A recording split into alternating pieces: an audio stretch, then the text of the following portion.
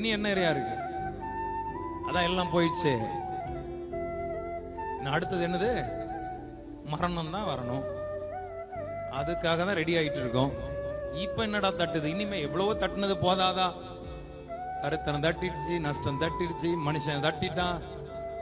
எவ்வளவோ காரியங்கள் நம்ம வாழ்க்கையில தட்டிட்டு, எத்தனையோ காரியங்கள், புலம்பல், தனிமை தட்டிட்டு போயிடுச்சு. இனி என்ன தட்டுறதுக்கு இருக்கு என் வாழ்க்கையில? அதான் எல்லாத்தையும் பார்த்துட்டோமே. இனி ஒன்னே ஒண்ணுதான்.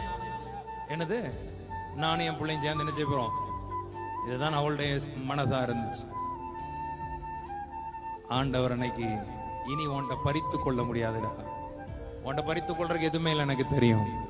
இனி நான் உனக்கு கொடுக்கும்படியா, கர்த்தர் கொடுக்கும்படியா வாங்கிக்கங்க.